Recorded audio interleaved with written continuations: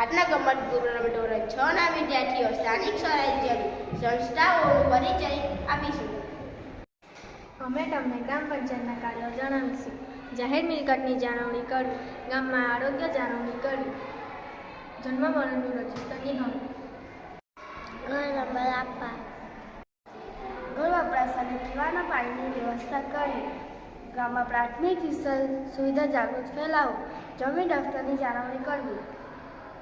હવે તમને તાલુકા પંચાયતનો કાર્ય જણાવીશું. તાલુકામાં સ્વાસ્થ્ય અને આરોગ્ય વિશેની સેવાઓ પૂર્ણ પાડવી, ગ્રામીણ માર્ગો બનાવવા તથા જાળવણી કરવી, સ્ત્રી કલ્યાણની વિકાસ પ્રભાવની સામાજિક વિકાસ અને સહાયની પૂરી પાડવી, પૂર, આગ, અકસ્માત વગેરે આકસ્મિક સંજોગોમાં મદદ કરવી, તાલુકા કક્ષાએ ખેતીવાડી સુધાર અને આયોજન કરવું, પ્રાથમિક શાળા સ્થાપના અને સંચાલન કરવું, રોગચાળાની નિયંત્રણની કામગીરી કરવી.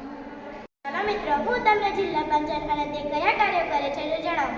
જિલ્લા પંચાયત તાલુકા પંચાયત અને ગ્રામ પંચાયતની પ્રવૃત્તિઓનું નિયંત્રણ કરે છે. રાજ્ય સરકાર મહેસૂલનું સંચાલન કરે છે. પશુ સંવર્ધનની પ્રવૃત્તિઓનું નિયંત્રણ કરે છે.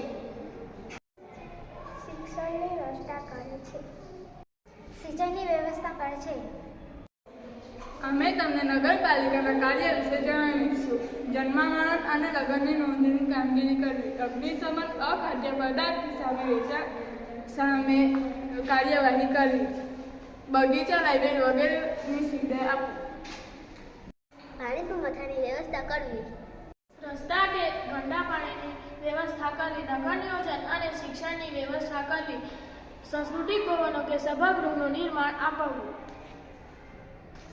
અમે તમને મહાનગરપાલિકાના કાર્ય જણાવીશું. રસ્તા પર લાઇટની વ્યવસ્થા કરવી, જન્મ મરણ અને લગ્નની નોંધણી કરવી, જાહેર સ્વચ્છતા અને આરોગ્યની જાળવણી કરવી, પીવાના ચોખ્ખા પાણીની વ્યવસ્થા અને વિતરણ કરવું, રસ્તાઓ બનાવવા અને જાળવણી કરવી, પ્રાથમિક શિક્ષણની વ્યવસ્થા કરવી, પુસ્તકાલય, ક્રીડાંગણ અને બાગ બગીચા બનાવવા, ગંદા પાણીનો નિકાલ, સાફ સફાઈ કરવી અને ગંદા કચરા નિકાલ કરી ખાદ્ય સંવર્ધનમાં થતા ગેરસેટ કરવા.